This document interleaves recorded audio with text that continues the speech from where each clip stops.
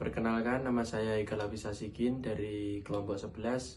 Kali ini ada sebuah Q&A tentang manajemen keuangan dari teman-teman kita, yaitu Randi, Salman, dan Syahrul. Selamat menyaksikan. Mirip lah. Assalamualaikum warahmatullahi wabarakatuh.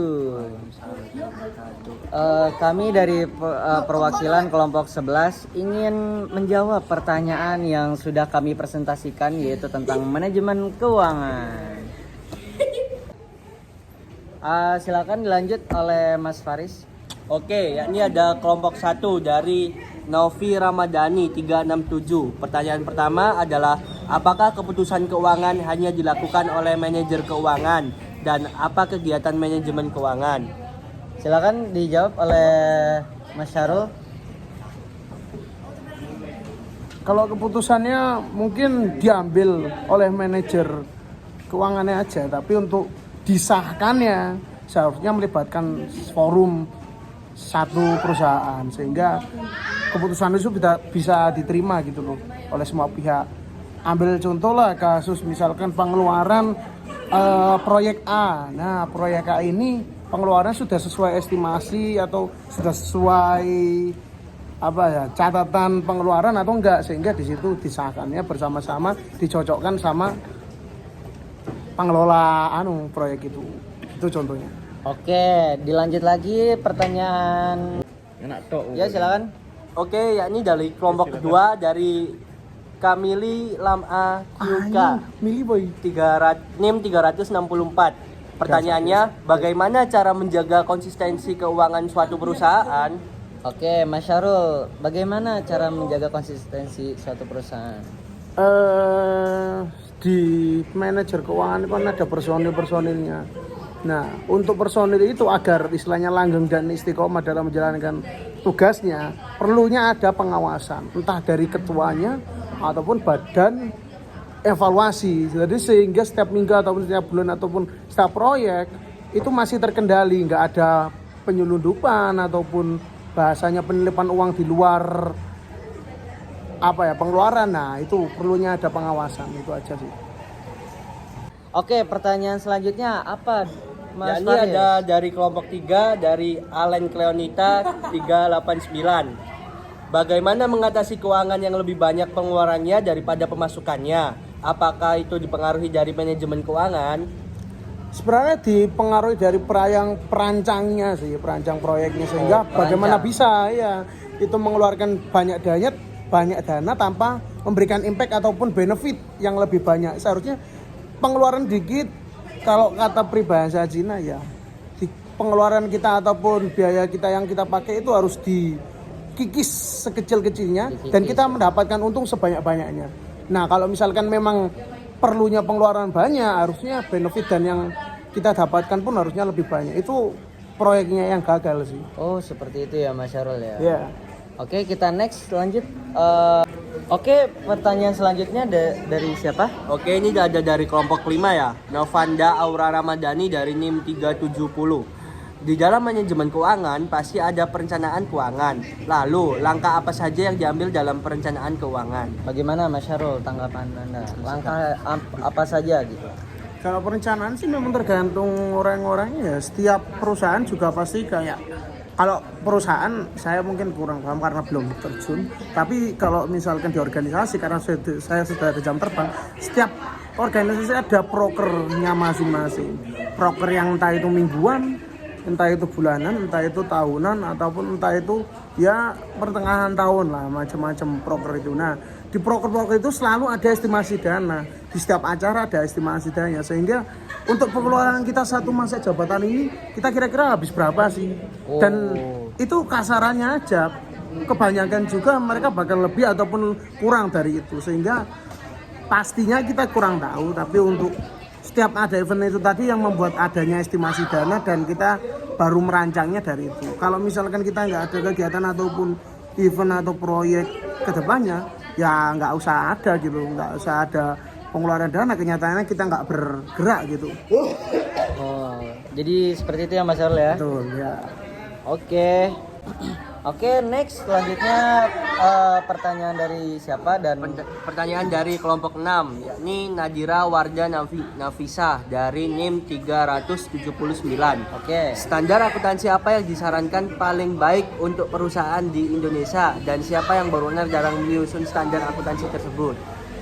Ya perusahaan ya sih, kalau perusahaan yang kompeten dan sudah punya track record panjang di masa perusahaannya, pastinya sudah paham akuntan mana yang itu dinilai prospeknya masuk untuk perusahaannya. Ambil contoh, kita butuhkan akuntansi yang gelar S1, tapi nggak hanya S1 juga, jam terbangnya ia teruji, sehingga mungkin sudah satu periode itu satu tahun pernah menyelami pekerjaan, ataupun memang yang dibutuhkan hanya anak-anak yang baru lulus, fresh graduate dan lain sebagainya. Itu tergantung perusahaannya. Perusahaan kecil memungkinkan untuk memiliki standar yang lebih kecil lagi karena zona dan lingkupnya belum sebesar perusahaan besar. Begitu. Jadi seperti itu ya Mas Arul? Ya. Oke. Sini. Oke, selanjutnya pertanyaan dari siapa? Oke, ini ada dari kelompok 7. Kelompok 7. Vilga Ababil dari NIM 406. Apa yang akan terjadi jika perusahaan tidak melakukan manajemen keuangan secara tepat? Yang pasti bubrah, karena manajemen keuangan itu seperti kalau dibilang senjata, andai kata kita mau perang tapi kita nggak punya amunisi, artinya kita bakal bondowannya tanpa ada perlengkapan yang memadai dan meyakinkan untuk perusahaan kita. Jadi untuk jangka panjang untuk perusahaan itu tetap ada manajemen keuangan, itu harus ada, sehingga untuk menstabilkan keuangan, membenahi apapun yang kurang dan apapun yang itu dirasa tidak pas di perusahaan, manajemen keuangan bagian yang ada di situ untuk melengkapi. Oh gitu. Jadi seperti itu ya Mas Arul ya. Oke, pertanyaan selanjutnya dari siapa? Yakni ada dari kelompok 8, Manzila Nurul Istiqomah dari NIM 402. Bagaimana sih standar sistem akuntansi dalam sebuah perusahaan? Ini sama ditanyakan seperti kelompok mana tadi soal standar itu, Nadira apa? Sudah ditanyakan sebelum. Standar itu tergantung perusahaannya masing-masing. Nggak ada yang menyamakan, andai kata PT-mu kayak cuma warung bahari gitu kan. Itu yang lingkupnya kecil, skalanya masih kecil, atau sekitar Malang aja atau satu Indonesia itu ya lingkupnya kecil lah, belum jadi PT ataupun waralaba yang besar yang menanamkan saham, ya standarnya juga kecil, mungkin cuma SOP ataupun nggak terlalu banyak lah, sehingga standar itu insidental mengikuti besar perusahaan, track record dan targetnya. Oh seperti itu ya Mas Arul jadi. Iya, yoi lah. Oke, pertanyaan selanjutnya dari siapa? Yakni ada dari kelompok 9, yakni dengan nama Berlianda Putri Nabila Azhari dari NIM 376. Yang sudah dijelaskan tadi, pasti ada hal-hal yang mengakibatkan keresikoan dalam manajemen keuangan. Dan gimana sih cara mengurangi resiko mengoperasikannya dalam manajemen keuangan? Ya ini sama seperti dua pertanyaan tadi, perlu adanya pengawasan sehingga tidak ada penyelewengan nahwada oleh personil atau praktisi dari manajemen keuangan ini. Harus ada pengawasan itu entah dari ketuanya ataupun ada badannya sendiri gitu. Oh gitu. Jadi harus ada badan pengawas tersebut ya Mas Arul ya? Nggak bisa seenaknya sendiri itu manajemen keuangan. Oke, selanjutnya kita percepat dari siapa? Yakni ada dari kelompok 10, Haura Nahda A dari NIM 408. Kan tadi ada yang berperan dalam manajemen keuangan di dalam perusahaan, itu direktur keuangan. Nah, jika ada keputusan keuangan, apakah yang berperan dari direktur keuangan atau bawahannya? Ya yang berperan ya direkturnya memang yang memutuskan, cuman kan kesepakatan itu tadi bisa diterima oleh personilnya juga, dan badan perusahaan pasti juga diajak forum, sehingga nggak serta-merta pengeluarannya kita butuhnya segini manajemen keuangan apa direkturnya, padahal kenyataan di lapangannya nggak seperti itu, sehingga perlunya forum musyawarah itu tadi.